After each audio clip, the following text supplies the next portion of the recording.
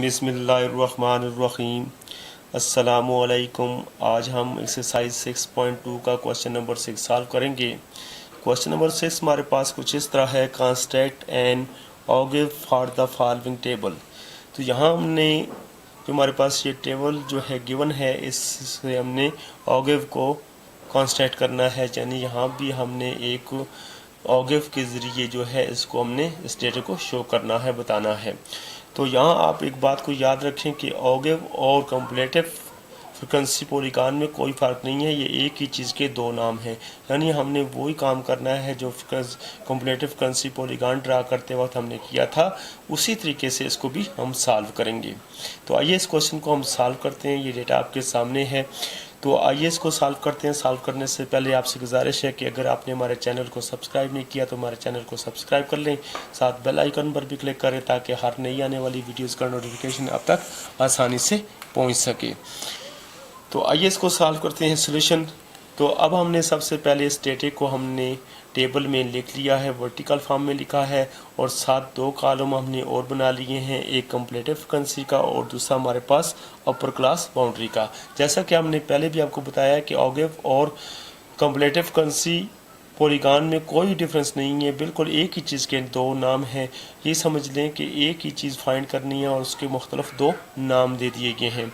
तो अब हम क्वेश्चन में सबसे पहले कम्पलेटिव फ्रिक्वेंसी फाइंड करेंगे। कम्पलेटिव फ्रिक्वेंसी फाइंड करने का तरीका आपको पता है कि जैसे ये हमारे पास 3 है, तो कम्पलेटिव फ्रिक्वेंसी में 3 को इसी तरह लिखते हैं 3 में ये 5 को ऐड करें तो बिल्कुल इसके सामने लिखते हैं ये 8 में 12 को ऐड करेंगे तो ये हमारे पास आ जाएगा 20 में जो है आप 9 को प्लस करेंगे तो 29 में 5 को प्लस करेंगे तो ये 34, और 34 में 4 को प्लस करेंगे तो 38, और 38 में 2 को प्लस करेंगे तो ये हमारे पास आ जाएगा 40।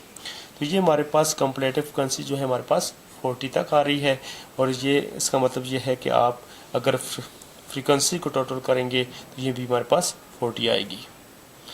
अब हमने अपर क्लास बाउंड्री हमने फाइंड करनी है, यानी अपर क्लास बाउंड्री ये हमारे पास है, तो इसमें हम 0.5 को ऐड कर देंगे। यानी ये हमारे पास 5000 है तो हम इसको लिखेंगे 5000, 0.5, 6000, 0.5, 7000, 0.5, 8000, 0.5, 9000, 0.5, 10,000,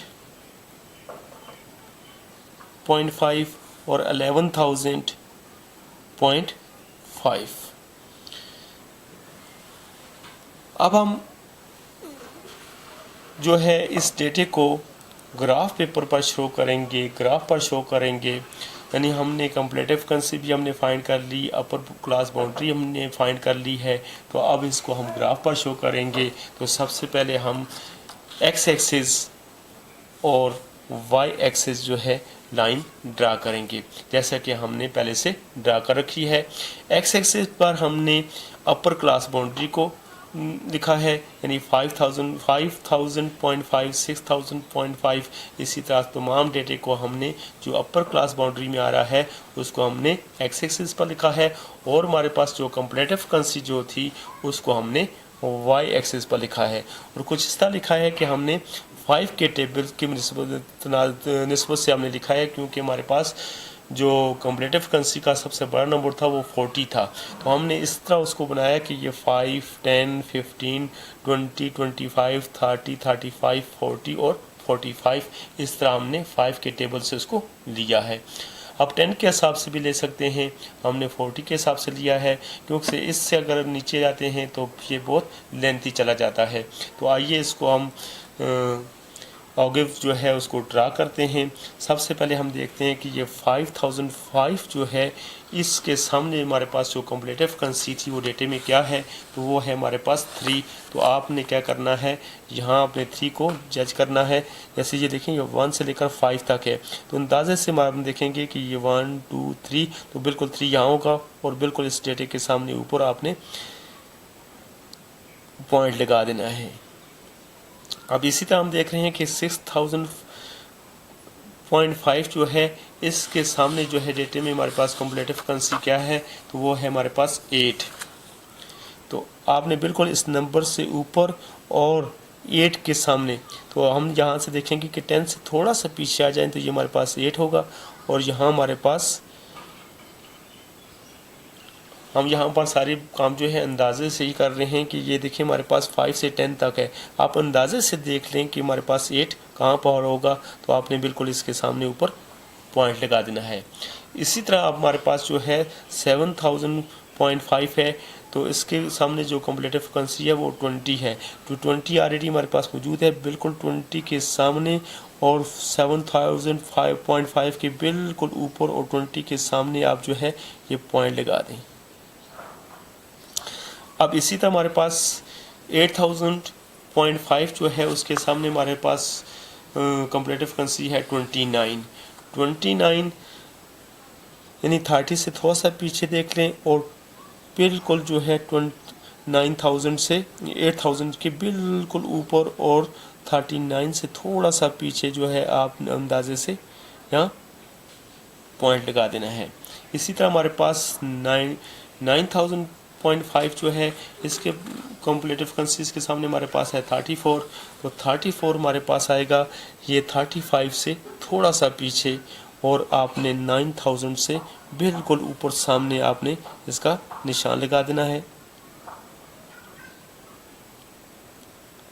और इसी तरह हमारे पास 10,000.5 जो है इसके सामने जो हमारे पास कॉम्प्लेटिव फ्रीक्वेंसी आ रही है वो 38 है, तो 10,000.5 से ऊपर और 38 के बिल्कुल सामने आपने यहाँ पॉइंट लगा देना है।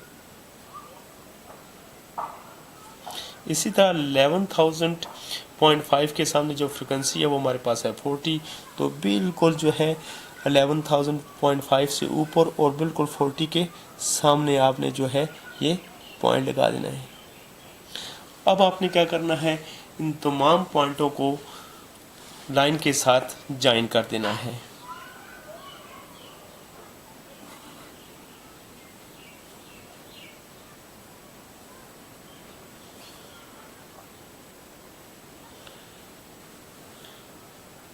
ये तमाम पॉइंटों को आपने ज्वाइन कर देना है। तो ये हमारे पास जो है एक ग्राफ आपके सामने नज़र आ रहा है, ये हमारे पास ओगिव भी है, या इसको आप ये कह सकते हैं कम्युलेटिव फ्रीक्वेंसी पॉलीगॉन, यानी आप इसको कह सकते हैं ये हमारे पास ओगिव भी है। मैं यहाँ लिख देता हूँ ताकि आपको याद रहे, और क्यूमुलेटिव फ्रीक्वेंसी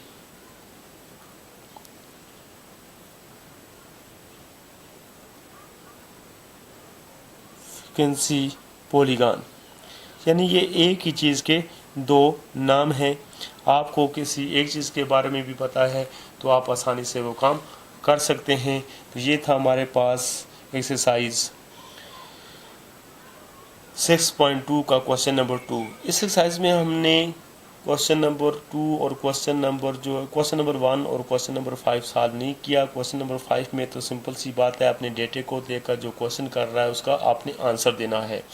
उम्मीद है कि आपको ये वीडियो पसंद आई होगी। हमने 6.1 और 6.2 में जो अहम क्वेश्चन थे तो हमने वो आपके सामने सॉल्व कर दिए हैं।